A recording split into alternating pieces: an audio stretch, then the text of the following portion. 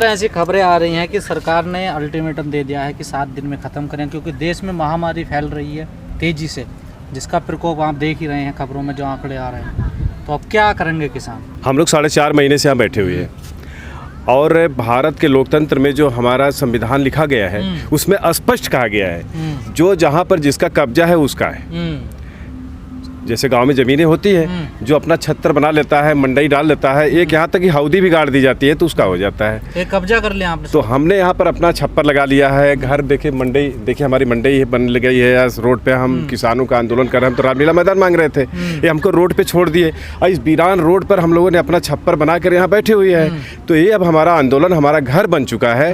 अब हम कहाँ यहाँ से भागे? सर इतना सेंटिमेंट क्यों कर रहे हैं आप? घर से क्यों जोड़ रहे हैं? ये तो आपने एक आंदोलन के लिए आए, अब इसे घर बताने लगे, अपना कब्जा बताने लगे। अब फोर्स आएगी कल को, वहाँ पे एक्शन लेगी, फिर क्या होगा सर? फोर्स हमारी ही है, फोर्स किसी की बाप की बपौती नहीं है। सरकार जो चाहे कर दे।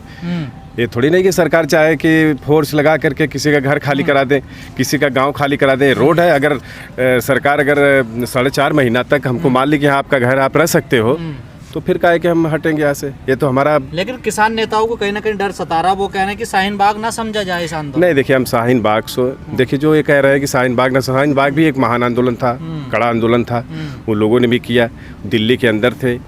यहाँ भी आंदोलन चल रहा है। शाहीन बाग का आंदोलन से हम कुछ नहीं अपने को कंपेयर कर रहे हैं, लेकिन हम आंदोलन बैठ गए हैं। और प्रधानमंत्री उस समय जो इन्होंने जो झूठ का भ्रम फैलाया मीडिया के माध्यम से, जो गोदी मीडिया थी उसके माध्यम से, इतना ज़्यादा डर पैदा किए लोगों के अंदर कि लोग खुद साथ दे रहे थे उनके लॉकडाउन का। अब वो नहीं, उनकी 7 पुश्त भी नेशनल लॉकडाउन नहीं कर पाएगी इस समय भारत में, क्योंकि सब लोग जाग चुके हैं और सभी लोग लाठी भी लेकर के गांव बैठ रहे हैं कि अब तुम्हारा ये सब कोरोना का बहाना नहीं चलेगा। अब देश के डेवलपमेंट की बात करो, मलेरिया बुखार की बात करो। तुम्हारे अस्पताल में न मलेरिया की दवा मिल रही है, न तुम्हारे अस्पतालों में टीबी की दवाई मिल रही है, न तुम्हारे अस्पताल में डॉक्टर मिल रहे हैं, न तुम्हारी सोनोग्राफी चल रही है। उस बात को छिपाने के लिए कोरोना का बहाना बना करके सारा अस्पताल ये सब बंद कर दिए हैं, क्योंकि यहाँ किसान उनसे पूछ। लेकिन सर मान लीजिए अगर इंडिया में बहाना बना रही है सरकार, बचने की सोच रही है, तो सर ये तो पूरी दुनिया में, विदेशों में है सर। अमेरिका तो हमसे भी आ गया।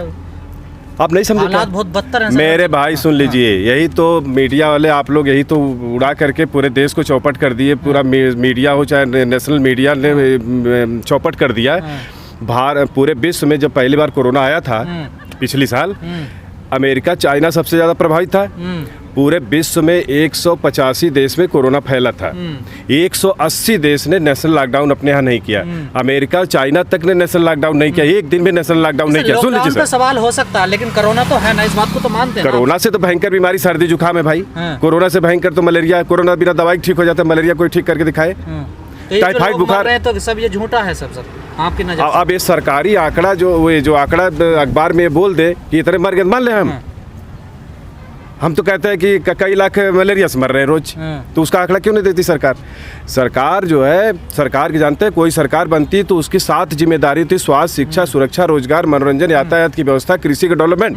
मैं स्वास्थ्य पर इनकी चर्चा, एक में अगर फेल हो जाती सरकार तो उसको एक दिन में रहने का हक नहीं है। आज हमारे अस्पतालों में चले जाइए तो डॉक्टर नहीं, डॉक्टर है तो दवाई नहीं, दवाई है तो दवाई डॉक्टर दोनों है तो पता चले उनकी CT scan machine, sonography machine चल नहीं रही है। अगर वो सही है तो उसके ऑपरेटर नहीं है।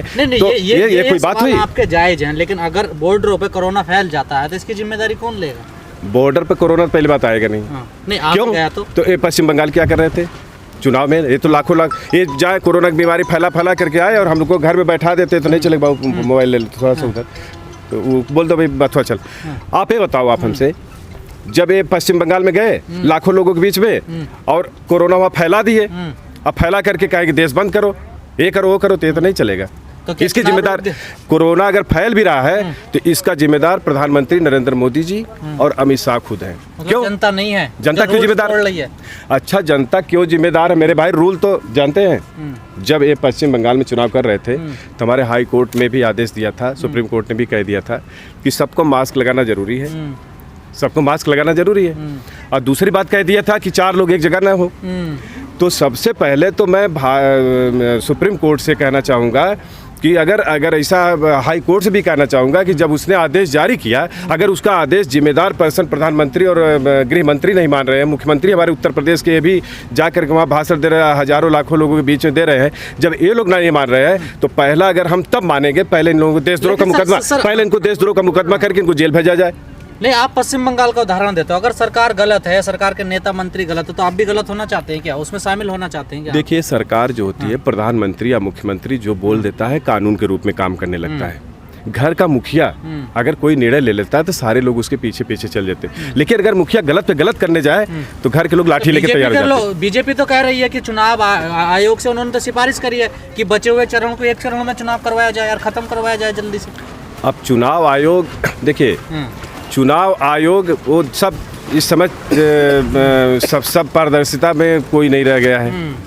चुनाव आयोग वो कह रहे हैं कि चुनाव आयोग से धीरे से कह रहे हैं चुनाव कराओ, फिर कह रहे हैं चुनाव मत कराओ, कॉलेज हमारा चौपट कर रहे हैं, तो ये सब अब नहीं चलने वाला। कोरोना बीमारी ये फैलाते हैं, अब पब्लिक को चौपट करते हैं। किसानों में डर है क्या कोरोना का भी, क्योंकि रौनक गायब होती जा रही है बोल रहे हो? देखिए, हम लोग जैसा कि जीव विज्ञान में डार्विन नाम सुने होंगे। हाँ, बिल्कुल। डार्विन ने कहा है कि struggle is life and survival of fittest. उन्होंने रूल जारी किया कि इस वायुमंडल में, एनवायरनमेंट में हर कदम पर व्यक्ति की कभी भी डेथ हो सकती है, क्योंकि जो इस पृथ्वी पर अनुकूल रहेगा, जीवन एक संघर्ष है, और इस संघर्ष में जो प्रकृति के सूरज हवा को झेलता रहेगा, जब तक वो जीवित रहेगा, थोड़ा सा भी झेलने में कमी हो जाएगी तो मर जाएगा। कोरोना हमको होगा, मर जाएंगे, हमको मौत से कहाँ डर है?